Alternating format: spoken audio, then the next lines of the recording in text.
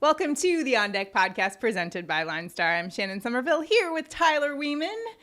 Back after Memorial Day, nice long weekend. Today is National Macaroon Day, National Save Your Hearing Day. So, turn the volume down just a tad. Save your hearing. It's National Smile Day. Show off those pearly whites today. Good smile.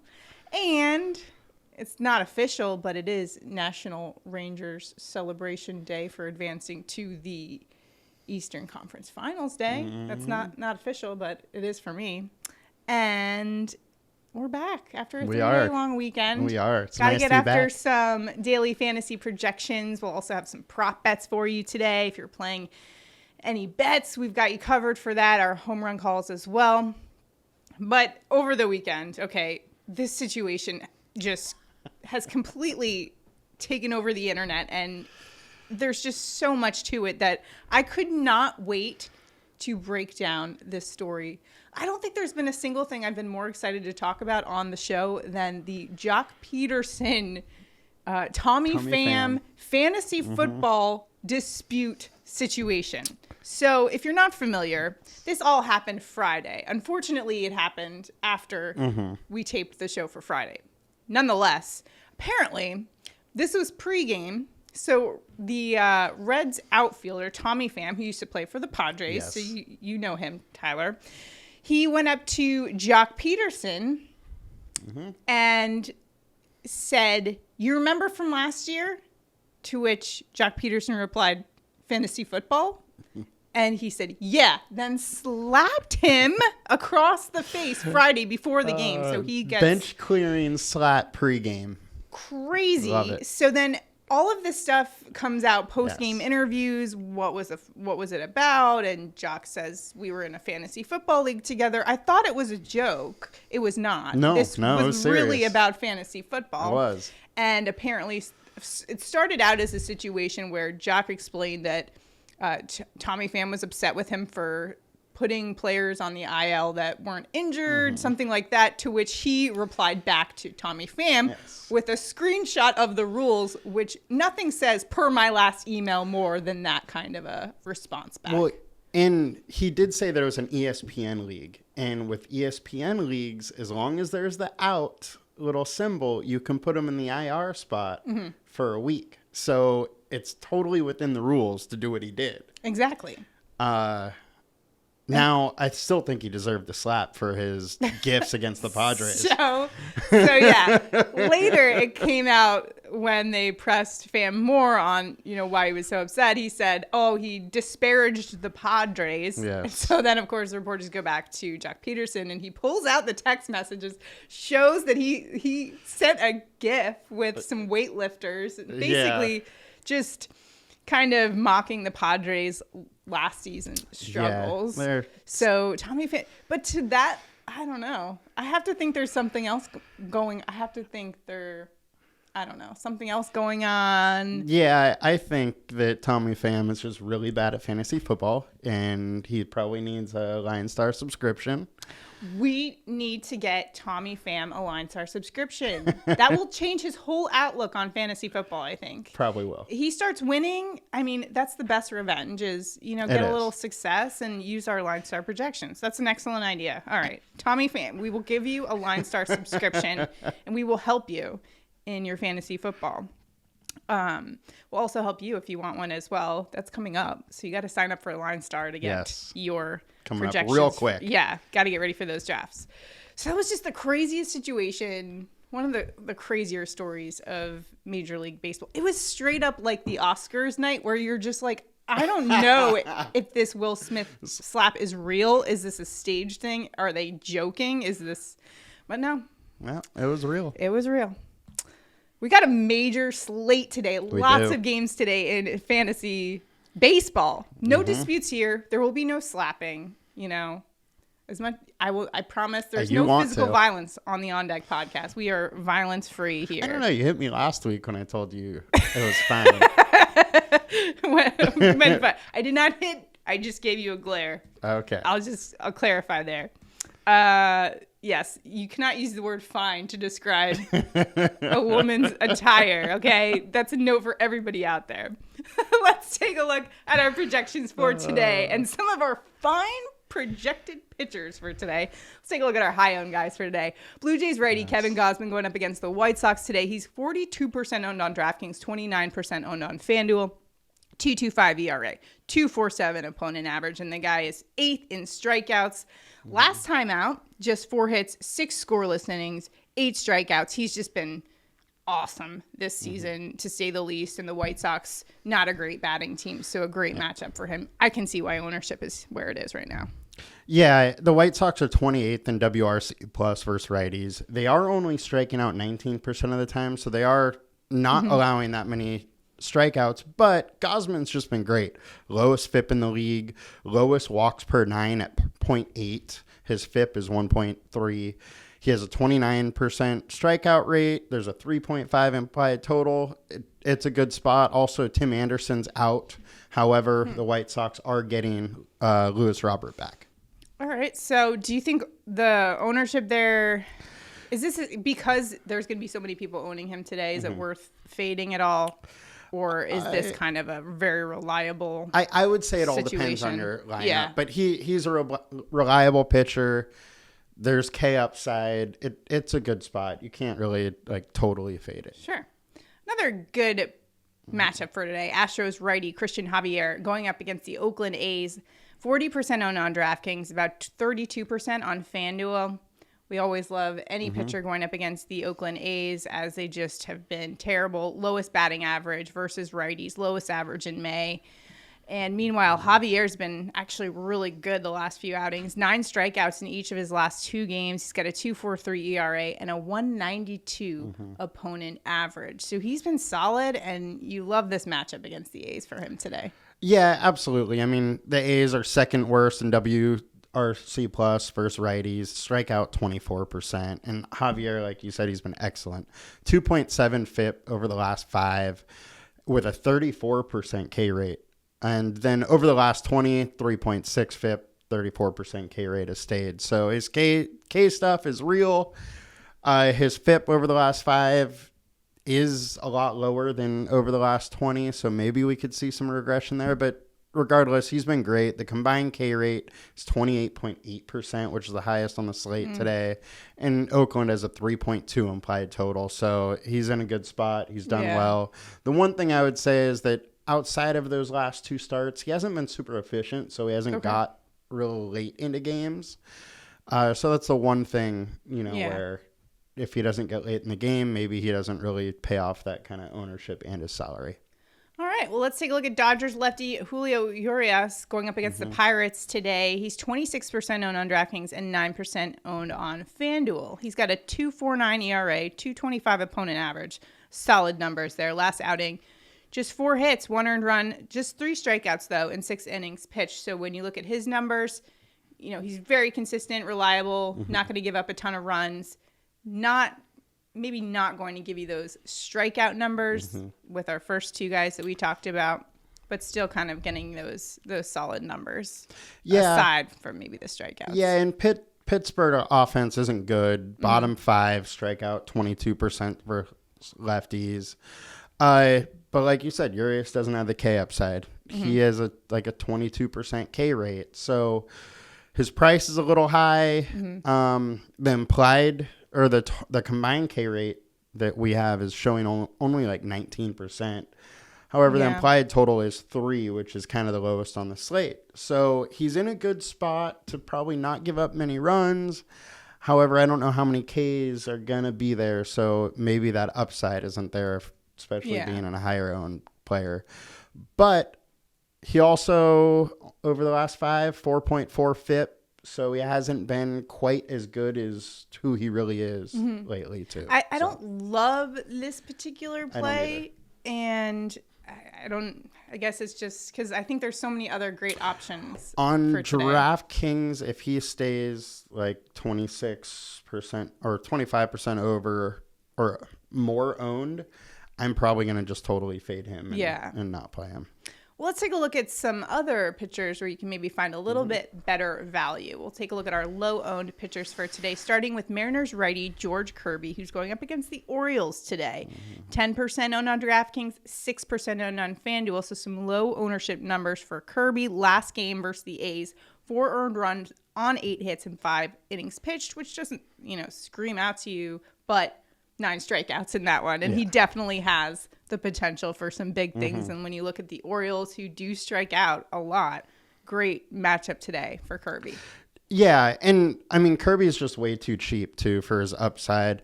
He had a 30% K rate in the minors. Right now, he's showing 23.5% K rate. But I still think that's a little low. Yeah. He has like a 30% whiff rate with his four-seamer, 24% with his changeup. So those two alone should kind of bring up that K rate a little bit. And Baltimore's striking out 22% versus righties. So I like the play. He's cheap. The one kind of scary thing is he has been much worse on the road, which this game is. However, on the road, he faced the Mets and the Red Sox during this scary red-hot tear that they've been on. So some good opponents, maybe not. Yeah, so that on the road might not be quite as scary as it looks right now, but it is something to note and bring up. Also, there's a little bit of a higher implied total at 4.5. Okay. So he might have the runs up a little bit, but if that strikeout upside is there, he should be fine, and he's cheap. Yeah. There's a reason his ownership's low right now, and I've kind of just said the good and bad about it. Got to get a nice value play in there. How about Frankie Montas going up against the Astros today? 18% owned on DraftKings, 12% on FanDuel, 3.28 ERA, 200 opponent average, and he is 7th of all pitchers in strikeouts. He had 11 last time out versus the Rangers. This guy, quite frankly, can deal, and when he is lights out, man. Those are some good numbers for fantasy. And he's been great lately. 2.37 FIP over the last 5. It's a 3.1 over the last 20, 31% K rate over the last 5, and 28% over the last 20. So over the last 5 games, he's been spectacular. The combined K rate's 25%. We are against Houston now, which is a good offense. Yeah. However, they've struggled over the last 11 games. It's 3 different series as they've played, where they're averaging less than 3 runs a game. And last season against Houston, Montas averaged 24.5 DraftKings points and 44 FanDuel points per game last season. So he did well against them last year. He's been pitching amazingly, so it really doesn't scare me too much. And I believe the last I checked, he was LineStar's highest projected pitcher for today. Yeah, he looks good. There's a little difference between the LineStar and the consensus in this one, and I was a little bit curious, but it makes sense. I mean, this guy's just been awesome, and you brought up his numbers in the past against the Astros, which just really sold me on that play for sure. Let's take a look at Brewers lefty Eric Lauer going up against the Cubs today. He's 6% owned on DraftKings and just 2% owned on FanDuel. He's got a 2.31 ERA, 2.06 opponent average, and he's just been awesome this year. Last time out was at St. Louis. He gave up 2 earned runs on 4 hits.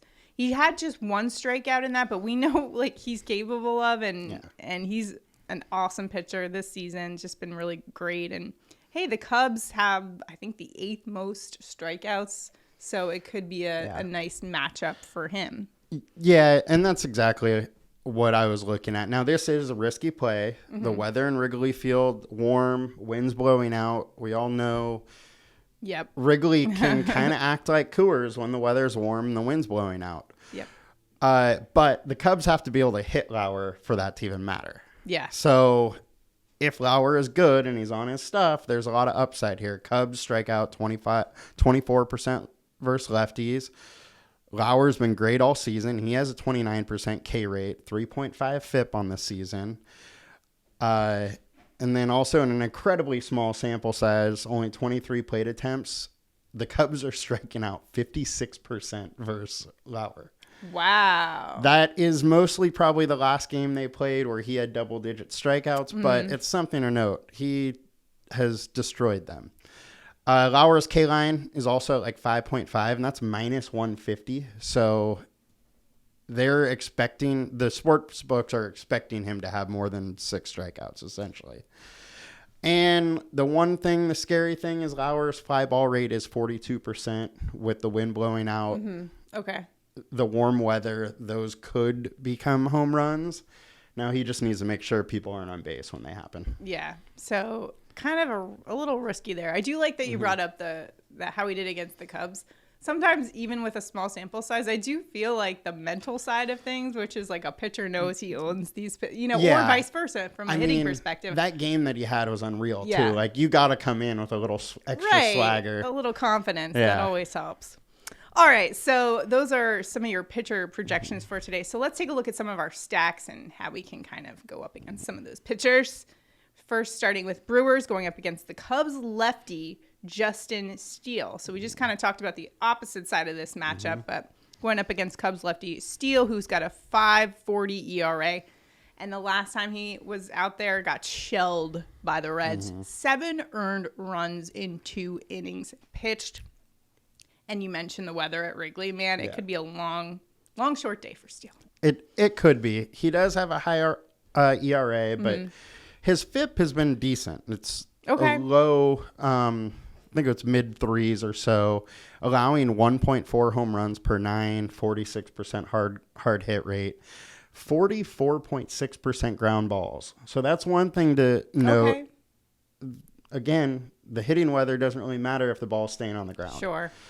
So, take that into consideration if you want to kind of follow the chalk here. 4.9 implied total. So they're going to score some runs, and just matters, if it's home They're runs. They're going to be high owned, though. They will be high owned. Okay. Yeah. And for good reason. Again, like we said, it's Wrigley kind of turns into Coors Light when it's wind blowing out and nice weather. So one of my favorite beverages. Let's take a look at the New York Mets going up against Nationals lefty Patrick Corbin. Another popular stack for today because Corbin has a 6.30 ERA, 2.93 opponent average, and actually has a 3.11 opponent average to lefty bats. Watch out for that. So when you look at the Mets, then you're talking Pete Alonso, J.D. Davis, Francisco Lindor. And by the way, all of those hitters I just mentioned have over a 300 average against Corbin and decent sample size, at least 20 plate appearances each. So yeah, and historically the Mets have done well against Corbin. Absolutely. The Mets are hitting 287 with 6 home runs versus Corbin and 140 plate attempts. So the Mets definitely have got to him. Now on the other side though, Corbin is only allowing 1.1 home runs per 9.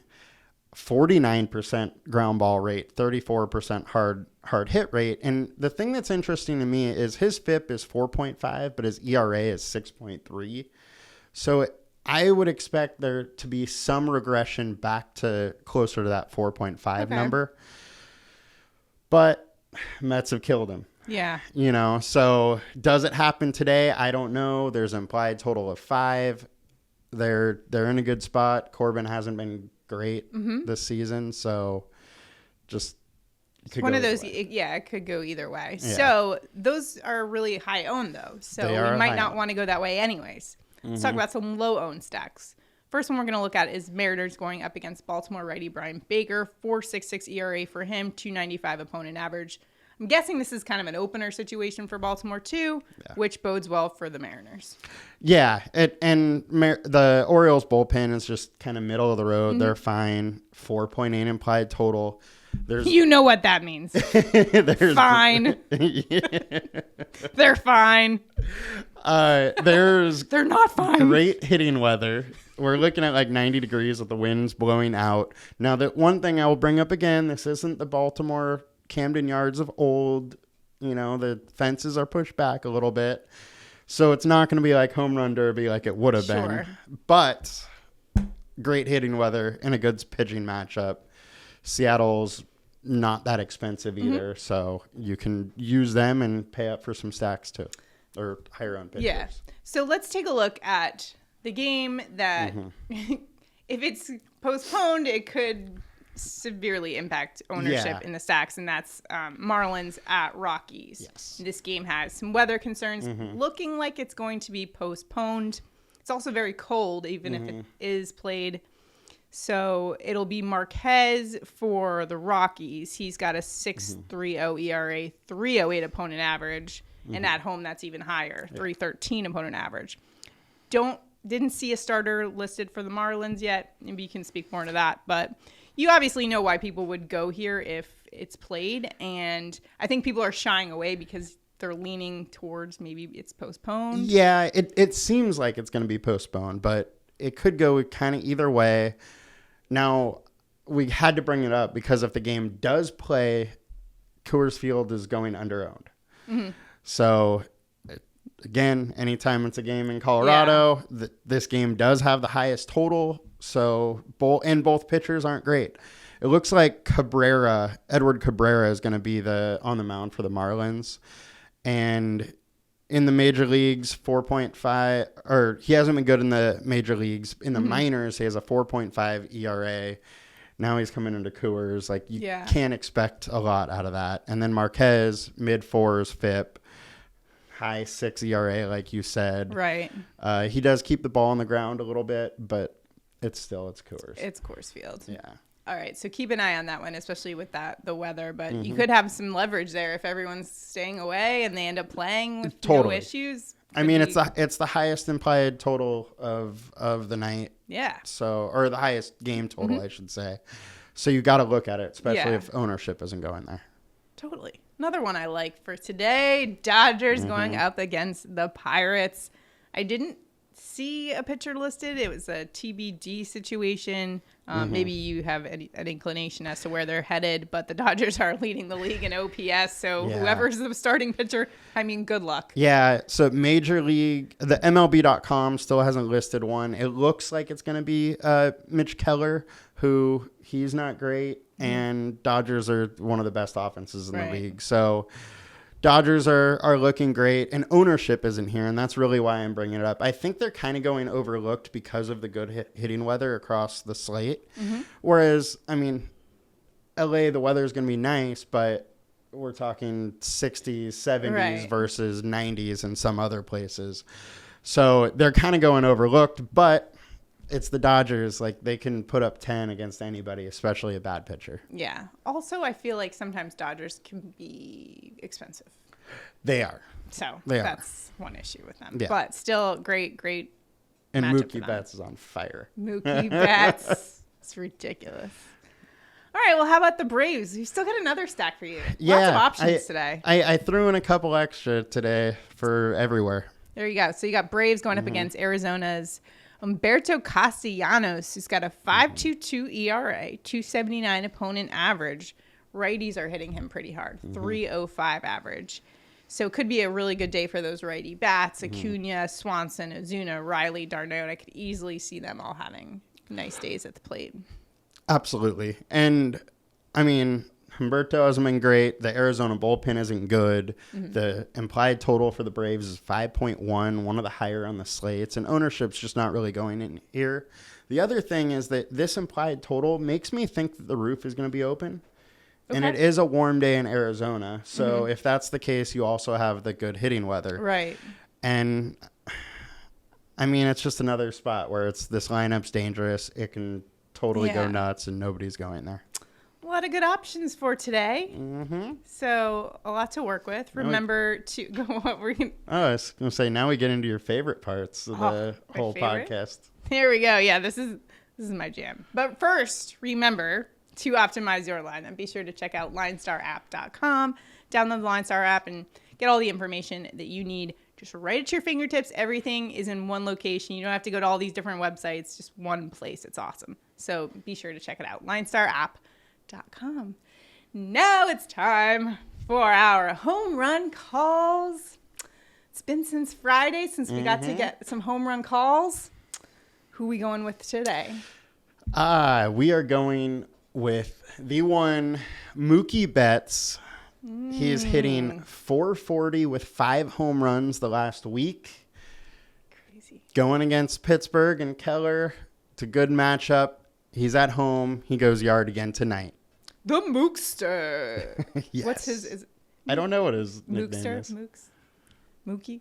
I guess, like, that's an awesome name. Why would you ever want a nickname? It is a good name. Great name. All right, let's take a look at my home run call for today, and I'm going Pete Alonso. He's been heating up in the month of May, had 2 home runs in the past 7 days. And versus the Nationals lefty Patrick Corbin, he has 4 home runs against him in 32 at-bats, 781 slugging against him. Basically, he just crushes lefties. So I'm going Pete Alonso. I think he goes bomb. We got a polar bear bomb. Yep. Feeling it today. Remember to follow along with us on Twitter and retweet our home run calls tweet for a chance to win a cool prize. And you can see, where everyone else is headed for a home run call today. Also, if you're betting on these particular players, go for it.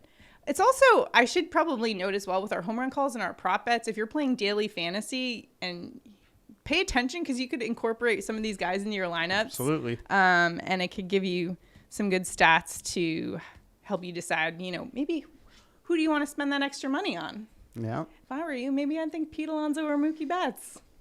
Let's take a look at our prop bets for today.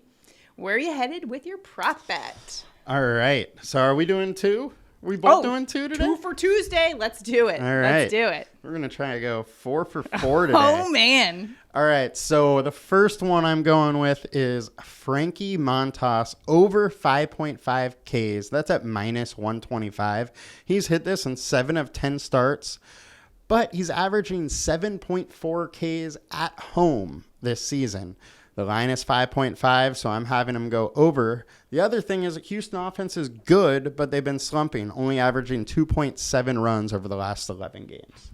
Nice. I'm headed to Mookie Betts. Over 1.5 bases. That's at minus 105. He's your home run call of the day. And quite simply, he's been on fire. He's actually hit this 1.5 bases mark in 10 of the last 12 games, which is pretty ridiculous. 355 is what he's hitting in the month of May. 444 in the last 7 days. And today he's going up against the Pirates, who I'm not even sure who's starting for them today, but nonetheless, that's a team that has the 5th highest ERA in baseball right now. So I think Mookie Betts hits that number. Another one I'm looking at is Paul Goldschmidt, who is on a 21-game hitting streak. Not only do I think that he continues that streak today, but I also think he hits his 1.5 bases mark at plus 125. Plus money for Goldie there. I love it. He's going up against the lefty Blake Snell, who's actually could be pretty good. However, when you look at Goldie's numbers against lefties, 515 against lefties this season, slugging 970 against them. He's got a 406 average in the month of May. He's got this mark in 13 of the last 16 games. That's plus 125. I'm kind of baffled by that. He's also hit 393 at home. So it's like every single stat and the metric Padres that you can look bullpen at isn't very good. Right. So if he can't get to Snell, he will likely get to the bullpen. So we like those. I like both of those plays. So my second one is also plus money, plus 130 for George Kirby over 4.5 Ks.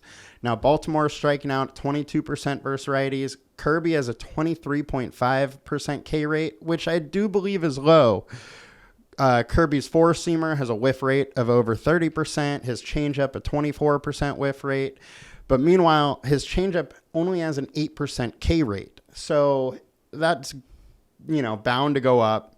Four-seamer is a strikeout pitch too. He's going to go over 4.5 today against Baltimore. Yeah, that seems a little low for me. I like that play. Yep. Going plus strikeouts. Money at 4.5. Gotta go with the plus money. Got some value today in the sports books.